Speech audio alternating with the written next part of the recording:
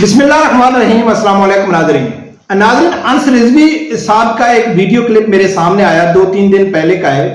20-25 second का clip है, लेकिन उस 20-25 सेकंड में अंस रिजवी साहब ने बहुत कुछ क्लियर कर दिया, बहुत कुछ वाज़े करके पाकिस्तानी कौम के सामने रख दिया।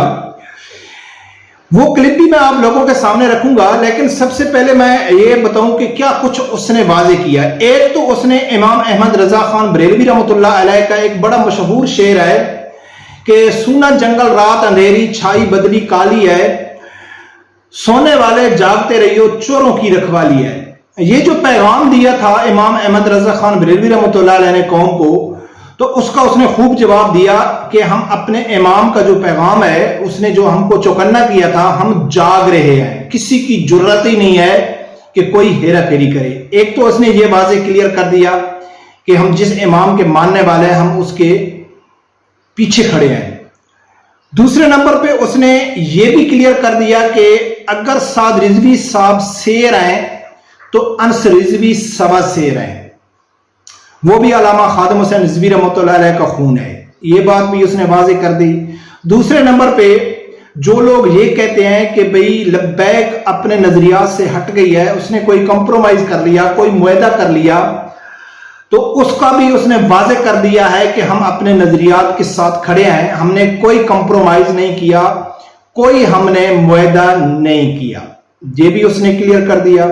दूसरे नंबर पे जो अक्सर मैं कहता हूं कि अगर तहरीक लब्बैक ना होती तो मैं हल्फिया कहता हूं कि ये जितने भी सियासतदान हैं, ये सबसे पहला जो काम करते वो इसराइल को तस्लीम करते। दूसरे नंबर पे इन्होंने 295C को खत्म कर देना था। ये भी उसने क्लियर कर दिया। ये भी उसने क्लियर कर दिया कि तहरीक लब्बैक के अलावा जितनी भी सियासी जमातें हैं, वो उनका एक ही मंशूर है, वो एक ही बात पे मुत्तफिक हैं। उसके बाद उसने क्लियर किया कि भाई जितनी भी तहरीक लब्बैक के अलावा सियासी जमात है, सब मगरिब की गुलाम है। तो नाज़रीन, सबसे पहले मैं आप लोगों के सामने हाफिज अंस रिजवी साहब का वो वीडियो क्लिप रखता हूं, फिर उस वीडियो क्लिप में जो इंकिशाफ वो कर रहे हैं उसके ऊपर बात कर रहे हैं कि उसमें कितनी हकीकत है या वो वैसे एक सियासी तकरीर है। तो सबसे पहले सुनो कि अंस रिजवी साहब क्या कहते हैं। तो याद रखिएगा, इन लोगों ने मुआहदे कर चुके हैं कि अब हमने 295C के कानून को खत्म करना है। ये हमारे पास सबूत आ चुके हैं, इन लोगों ने मुआहदा कर लिया हुआ है कि अब जिसके में इक़्तिदार आएगा वो हुदूद के कानून को खत्म करेगा।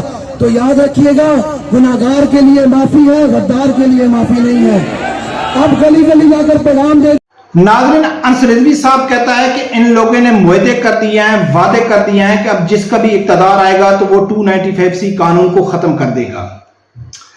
और ये याद रखना, आगे वो जो उनके साथ जिनके साथ वो मुखातिब था, ये याद रखना कि गुनाहगार की बख्शिश है, गद्दार की बख्शिश नहीं है।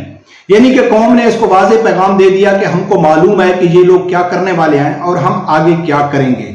अब नाज़रीन, बात करते हैं कि साथ अंस रिजवी की इस बात में कितनी हकीकत है, क्या सबूत है या क्या सबूत नहीं है। तो मेरा ख्याल है आप लोगों के सामने सबूत रखने की जरूरत नहीं है कि अब जो PDM की हुकूमत है, नवाज शरीफ मेन है, इन लोग पहले कोशिश कर चुके हैं और तहरीक लब्बैक ने ही कुर्बानी दे के उस कानून को वापस कराया जो उसमें तरमीम हो रही थी। और इमरान खान का भी बयान मौजूद है कि अगर मेरे ऊपर भी बहुत ज्यादा प्रेशर था अपनी जमात की तरफ से, लेकिन मैं जाके तहरीक लब्बैक वालों के साथ नहीं बैठा था। तो ये वाज़ेह हो गया कि जो कोशिश नवाज शरीफ ने की थी उसका पूरा साथ दिया था इमरान खान ने। फिर इमरान खान की हुकूमत में इस नून लीग का एक अहम रहनुमा है मोहसिन रांझा, उसने यानी नदीम मलिक के प्रोग्राम में कहा था कि हमारे पास सबूत है कि इमरान खान ने बैरून मुल्क से, मगरब से, यहूदो नसारा से 1 अरब 40 करोड़ रुपए लिए हैं 295C कानून को खत्म करने के लिए। अब इल्जाम कौन लगा रहा है? नून लीग वाला।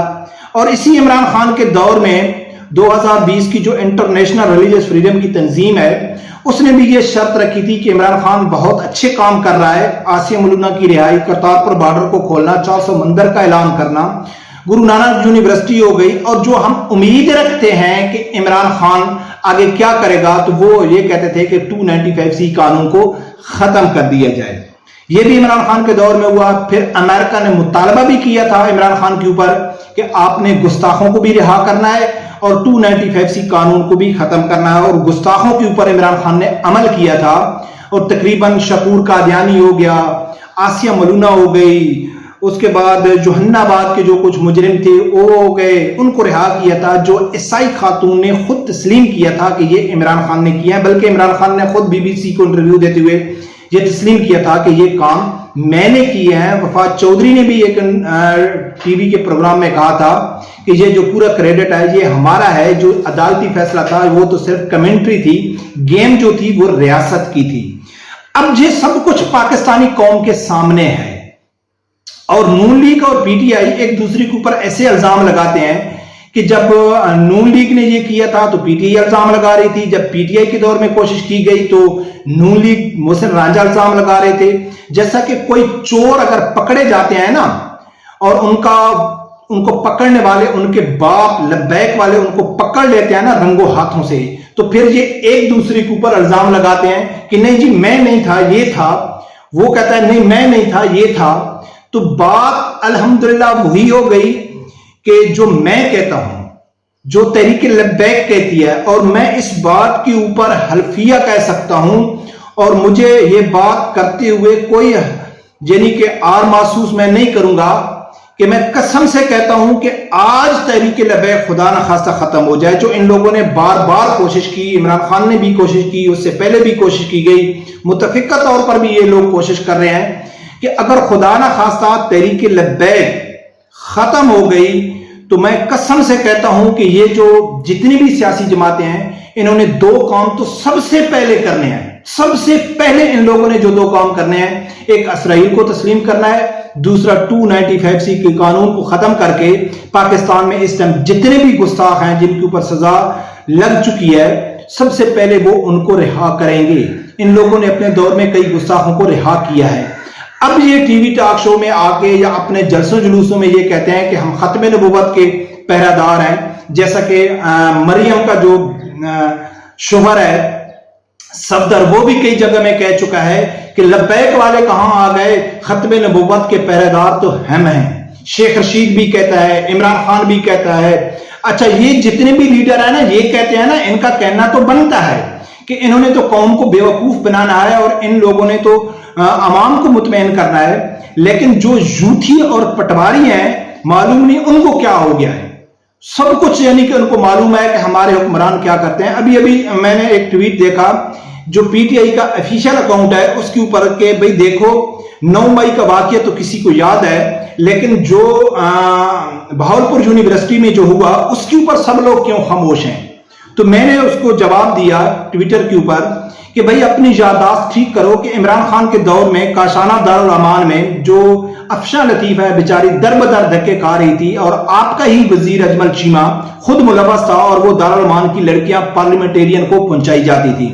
تو یہ سب لوگ اس کام میں ملوث ہیں, یہ سب لوگ گندے لوگ ہیں. اگر آپ پٹواری یا کوئی جوتیا سن رہا ہے تو اگر آپ واقعہ ہی پاکستان کے ساتھ مخلص ہیں, اسلام کے ساتھ مخلص ہیں, غریب عوام کا آپ کو درد ہے, تو آپ کے پاس حل ہے, اور نظام مصطفیٰ صلی اللہ علیہ وآلہ وسلم کی طرح, کیونکہ پاکستان کا جو واحد حل ہے وہ نظام مصطفیٰ صلی اللہ علیہ وآلہ وسلم میں ہے. یہ جو موجودہ نظام ہے اس میں آپ یہ امید رکھنا کہ کوئی پاکستان میں دین کے خلاف بات نہیں ہوگی, اسلام کا بول بالا ہوگا, یا مہنگائی بے روزگاری ختم ہوگی, یہ پاکستان خوشحال ہو جائے گا. ناممکن, ناممکن, ممکن ہی نہیں ہے. تو واحد جو حل ہے وہ نظام مصطفیٰ صلی اللہ علیہ وآلہ وسلم ہے. رب پروردگار سے یہی دعا ہے کہ اللہ تعالیٰ میرے سمیت ہر آدمی کو حق ساتھ سننے کی اور اس کے ساتھ کھڑے ہونے کی توفیق عطا فرمائے. اللہ